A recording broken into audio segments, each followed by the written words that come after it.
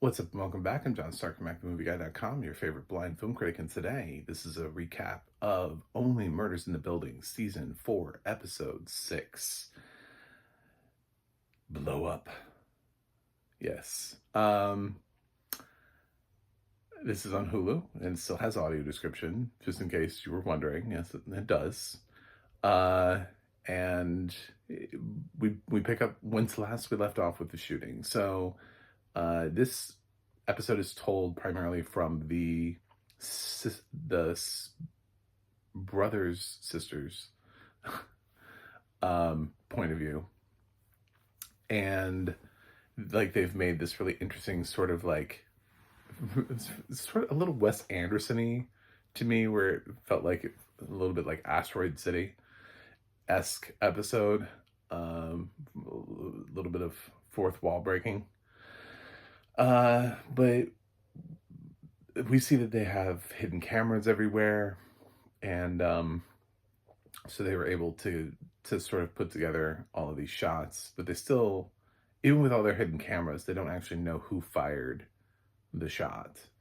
Uh, and what ended up happening, the person who got shot was Glenn Stubbins, the stunt man played by Paul Rudd, who was once again a stuntman standing in for Steve Martin and Charles, because I think that's important. I don't think it was something that they picked up on, but the person who was shot at was also a stand-in for Charles.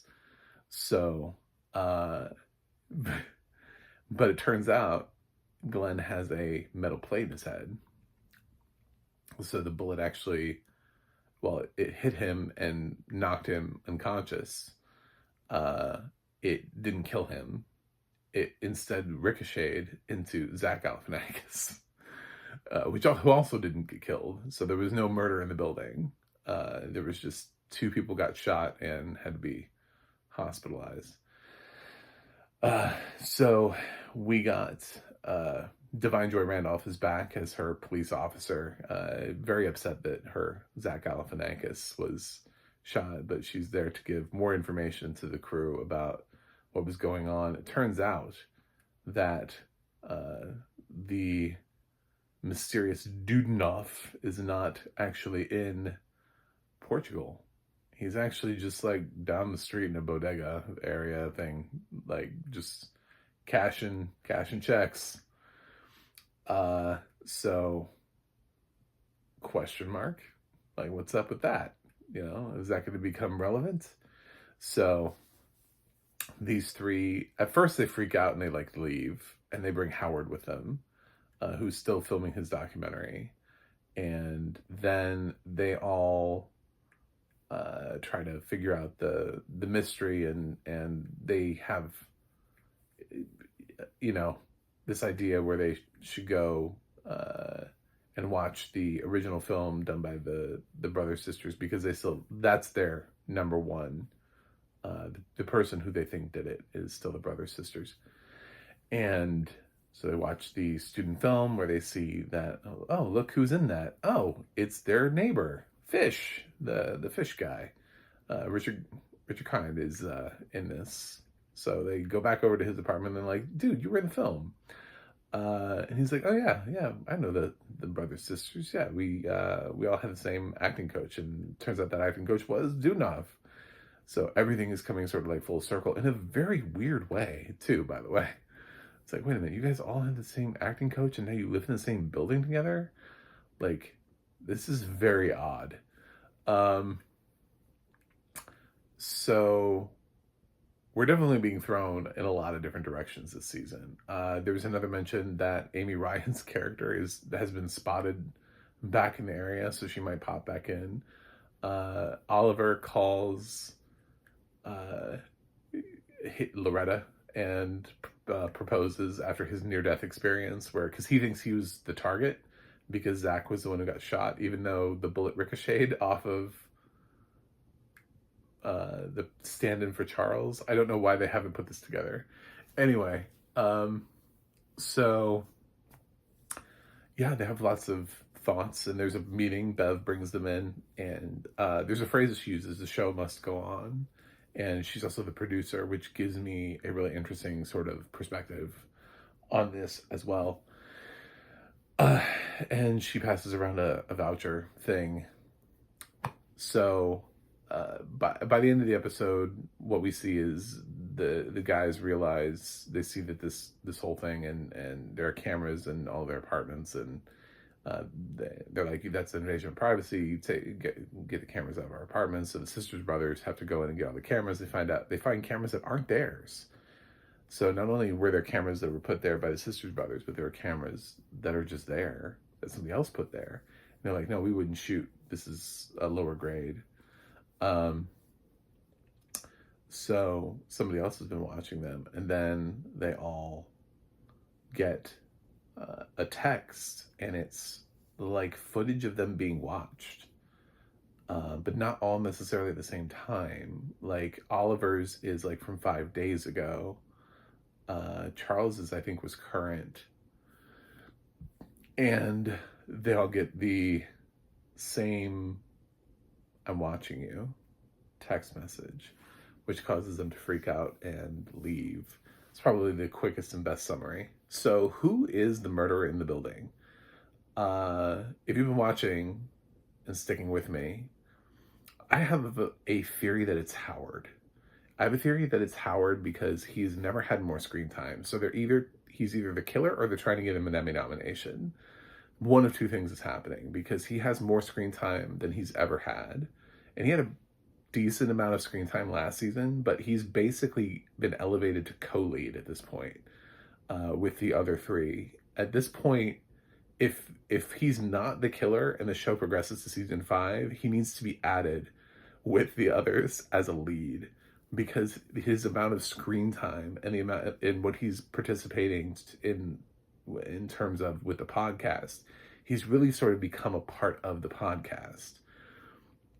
So he has so much screen time this time around that I'm like, A, does anyone else live in this building anymore? Or is it just the 4 of them?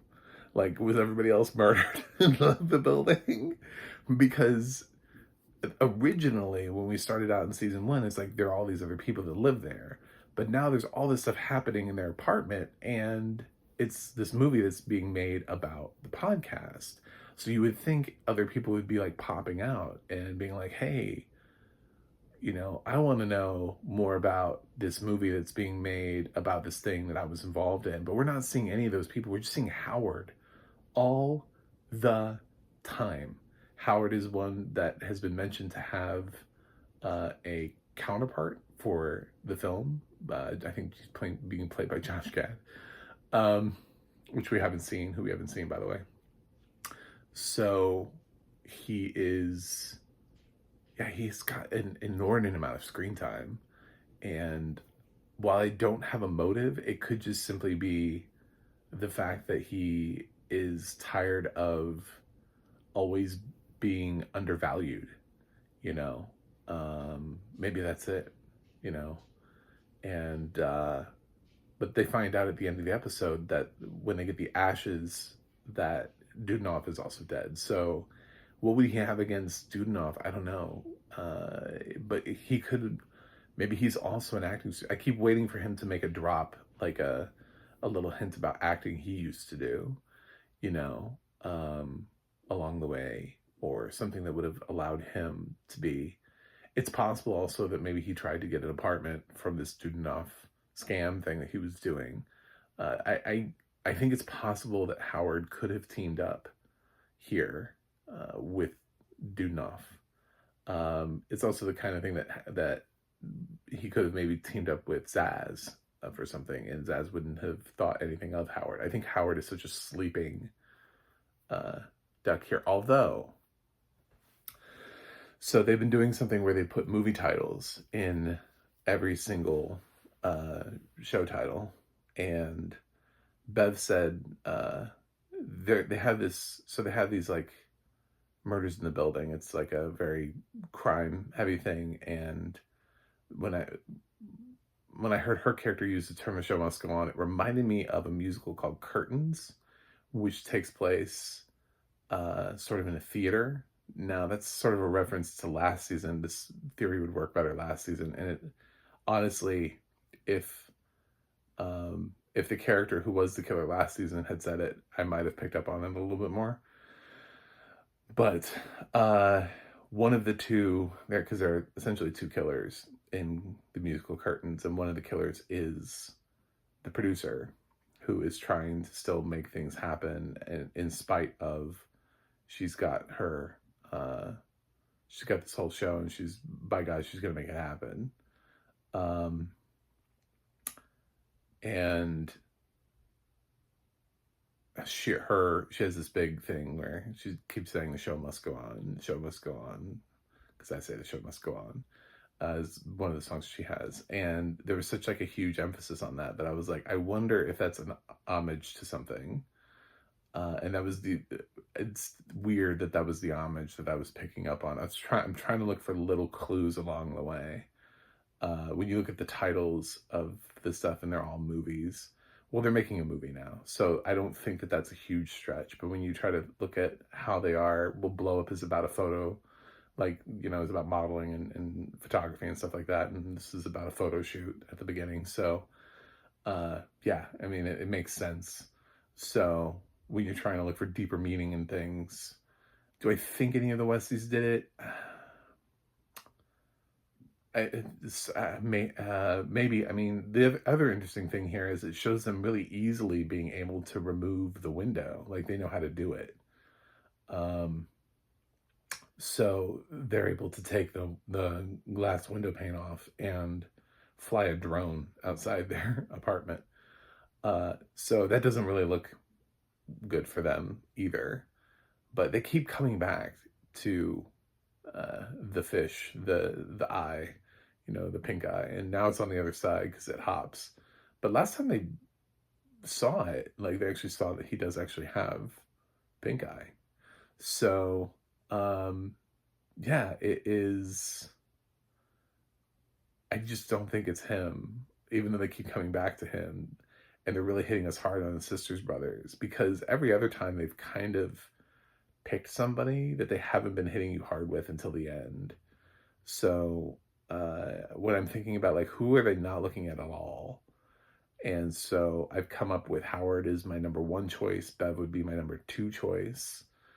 And I guess my number three choice would be the writer, but he feels so inept that I'd love to see the twist in his character that makes him not inept, because he seems so, I think he, like, what did he do, like fall asleep or pass out or something like this in the episode? So he's just like, I don't know. But yeah, it tends to not be the characters that they're focused on. They don't, it tends to not be whoever they're staring at, whoever they're like, oh, well. And you could say, well, Glenn would have been well, Glenn didn't shoot himself in the head. And how many people could possibly be involved? Because we have now 2 dead bodies. And so, I mean, I suppose I thought of Glenn a little bit last episode, because when they were trying to talk about the amount of time it would take a single person to run from one place to the other, and the fact that Glenn possibly could know Dudnoff. It's possible that what we don't know is that Paul Rudd has worked with him at some point.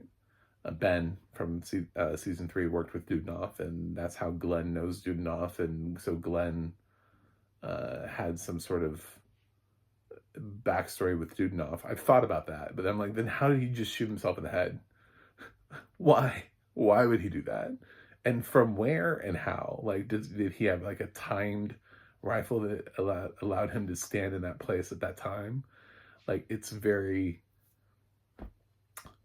would be very hard for him to lone wolf it at this point. So I'll go with Howard as my number one choice still. And that's my recap. Quick little recap on that. So thanks for watching. Thanks for subscribing. I'm giving this week's episode an A-. I thought it was pretty good. And it was cool. It was stylish. But let me know who you think is the murderer in the building. Am I completely off base? It's fine for you to think that with Howard. I understand I'm taking a huge swing. But I feel like nobody would look at Howard. And I'd love to know how and why. And I think that could be a really cool reveal. So, thanks for watching. Thanks for subscribing. I'll see you guys on the other side.